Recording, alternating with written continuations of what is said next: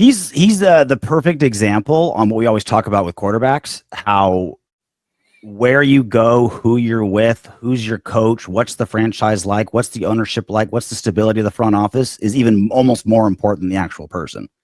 Because the Raiders failed Derek Carr far more than Derek Carr failed the Raiders. He went out there and did his best. What do you he did his best with he is.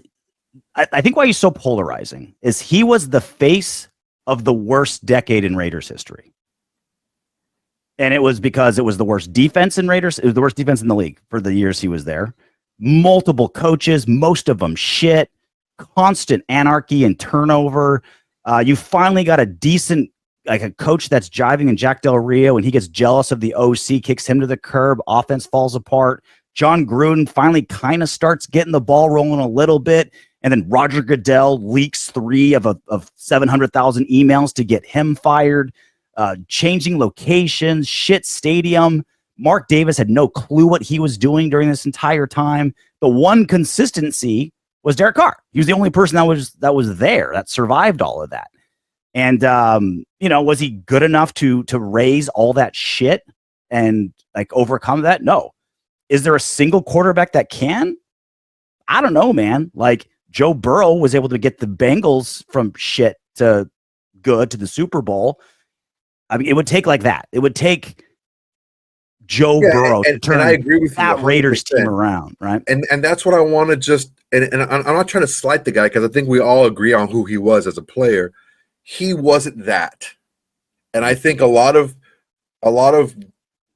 like staunch Derek Carr backers want to put him in that category for the flashes that he showed, but he's not that. He's not one of those perennial MVP guys. And we're on the same page. And I also think a lot of people want to blame him for how shitty we were during his tenure when there was a million things wrong. He played his part, but it wasn't all his fault.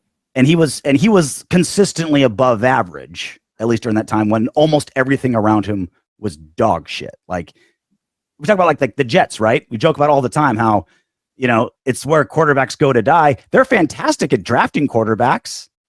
They go there and then they go somewhere else and they're great, right? Like the Jets, I did the math. The Jets hit percentage at drafting a quarterback, him failing there and succeeding somewhere else is better than the NFL average of drafting a first-round quarterback and have it be a hit.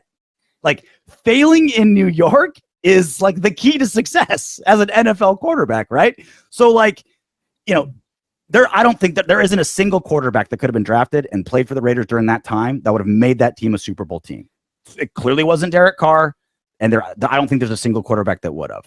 And I think why he's the most polarizing Raider of all time, and maybe the most polarizing football player of the last 11 years, is because he was just good enough to be above average, nowhere near good enough to bring a shit franchise out of being shit during that period.